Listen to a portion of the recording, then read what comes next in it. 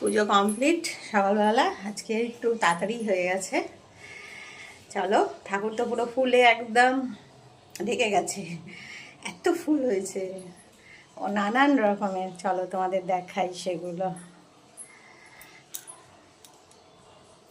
এই যে গুবলুকে দিয়ে শুরু করি। দেখো গুবলুকে, দেখো অবস্থাটা দেখো। গুবলুর জামা আর দেখা যাচ্ছে না, পুরো ফুলে ঢেকে গেছে গুবলু আমার।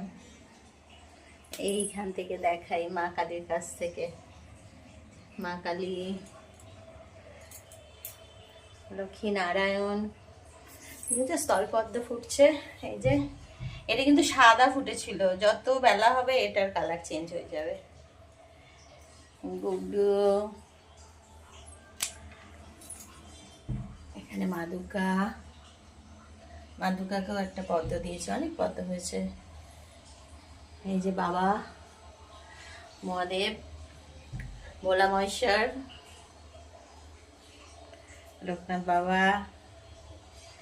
এইটা হচ্ছে গুবলু পুজোর সময় বেরিয়ে এই বেলুনটা কিনেছে।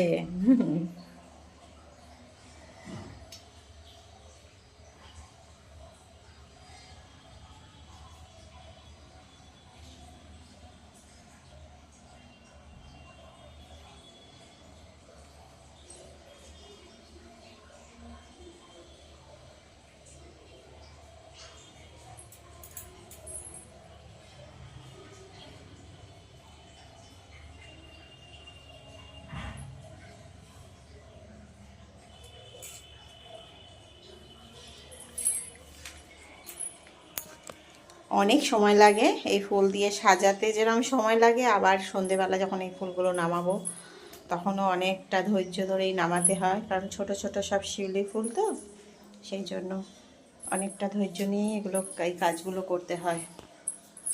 দেখতে পেলে তোমরা? এখানে তো মা তারার চরণ দেখাই যাচ্ছে না, ফুলে ঢেকে গেছে। এই যে সাইড দিয়ে একটু দেখাচ্ছি, তো মা তারা নেই, বৈষ্ণোদেবী। এটা আমি বৈষ্ণোদেবী মানে ওখানে গিয়েছিলাম, ওখান থেকেই মাকে নিয়ে এসেছি। আর গুবলু সোনাকে দেখো, শুধু গুবলু সোনাকে দেখো।